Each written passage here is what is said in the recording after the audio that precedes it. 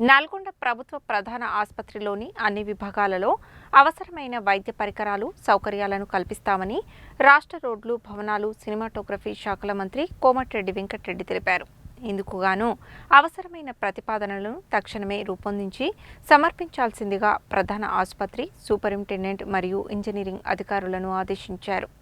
గురువారం మంత్రి కోమటిరెడ్డి వెంకటరెడ్డి నల్గొండ ప్రభుత్వ ప్రధాన ఆసుపత్రిలో అభివృద్ధి పరిచిన డయాలసిస్ కేంద్రాన్ని ప్రారంభించారు. అంతేగాక డయాలసిస్ కేంద్రానికి వచ్చిన నూతన వైద్య పరికరాలను పరిశీలించారు. అనంతరం ఆసుపత్రి సూపరింటెండెంట్ ఛాంబర్లో ఆసుపత్రి వైద్యులతో నిర్వహించిన సమీక్షా సమావేశంలో మంత్రి మాట్లాడుతూ, నల్గొండ జిల్లాలో వైద్య రంగాన్ని బలోపేతం చేసేందుకు అవసరమైన అన్ని చర్యలు తీసుకుంటున్నామని తెలిపారు. ముఖ్యంగా ప్రభుత్వ ప్రధాన ఆసుపత్రి ద్వారా ప్రజలకు మరిన్ని వైద్య సేవలు అందించడంలో భాగంగా పోస్టుల భర్తీతో పాటు ఎన్ఐసి, పిఐసి, ఆర్థోపెడిక్ తదితర అన్ని విభాగాలలో కావలసిన సౌకర్యాలను ఏర్పాటు చేస్తామని, అలాగే బ్లడ్ బ్యాంకుకు అవసరమైన రిఫ్రిజిరేటర్, ఇతర సౌకర్యాలను కల్పిస్తామని తెలిపారు. ఇందుకు కావలసిన సౌకర్యాలు, వైద్య పరికరాలపై స్పష్టంగా ప్రతిపాదనలు సమర్పించాలన్నారు. త్వరలోనే బ్లడ్ బ్యాంక్ ద్వారా ఉచిత రక్తదాన శిబిరాన్ని నిర్వహించేందుకు ఏర్పాటు చేయాలని ఆదేశించారు. ప్రసవం తర్వాత తల్లికి, బిడ్డకు పనికి వచ్చేలా ఎంసీహెచ్ కిట్లను అందించేందుకు, అన్ని వస్తువులతో కిట్లను పంపిణీ చేసేందుకు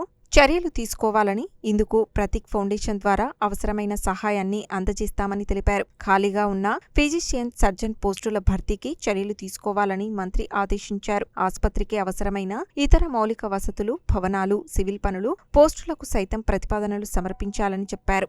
జిల్లా కలెక్టర్ ఇలా త్రిపాఠి, జిల్లా ప్రభుత్వ ప్రధాన ఆసుపత్రి superintendent doctor Arunakumari, DMHO doctor Putla Srinivas, deputy DMHO Venugopal Reddy, ఆసుపత్రి వైద్యులు తదితరులు ఈ సమీక్షా సమావేశానికి హాజరయ్యారు.